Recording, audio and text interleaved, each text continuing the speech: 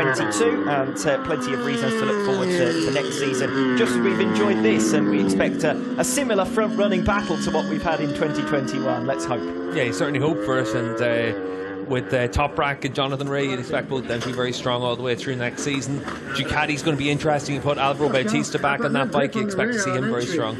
And we even hear rumblings that if Toprak can manage to seal the World Championship, a certain Mr. Sofoglu is pushing for there to be a Turkish round back on the calendar, and we'd certainly like to go back to Istanbul. Yeah, Istanbul. Of course, it's been gotten ready for World Championship action again, with Formula 1 returning there last year, so the track looks like it'd be still a fantastic place to go racing, and certainly the atmosphere would be something else. So with a bit of luck, that's something that can happen in future, because the Turkish fans definitely want to be able to see Toprak on a superbike, Can Oncu, Bahattin Sofoglu as well. There's a lot of good young riders coming through in Turkey.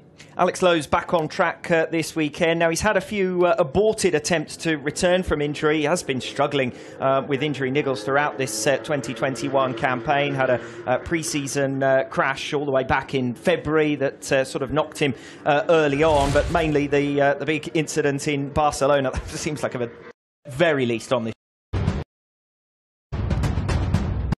And that could spring a bit of a surprise over the course of the weekend, but really for everyone, this is President Joko Widodo, who was also on hand to inaugurate this circuit last week. The Asia Talent Cup was the first campaign, but Steve, today's sessions in themselves will also be fascinating. A totally new track for everyone, a blank slate, no data to call upon. Friday then becomes even more important than usual for riders and teams. Yeah, nobody knows what to expect over the course of this weekend. There could be some torrential rain has been in the area in recent weeks as well, and that could spring a bit of a surprise over the course of the weekend. But really for everyone, this is a step into the unknown. This is where you'll spend this. Looks like it's going to, whether you're looking at style. Yeah, I think especially for factor over the course of this weekend.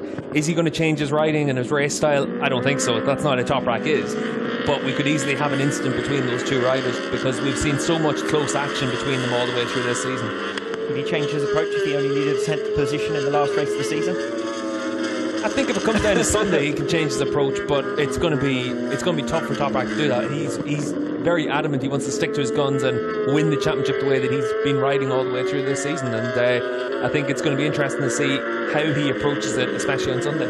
To be perfectly honest, if we do get into a situation of Toprak Razgatlioglu racing for race victories throughout this weekend, we wouldn't be surprised, and it would certainly not be something that would go against the grain, as it were. He's never pulled his punches throughout his World SBK career, and certainly not this season. Yeah, and it's one of those situations where for Toprak, he knows how he's managed to get into this position, and he knows that on his days pretty much unbeatable, and I think he wants to make sure that this weekend he lays down a marker and shows that that's exactly what he's going to expect all the way through. If anything, he's added an extra level to that since Assen in particular, a weekend where he was caught in the garage saying that's it, the championship's over.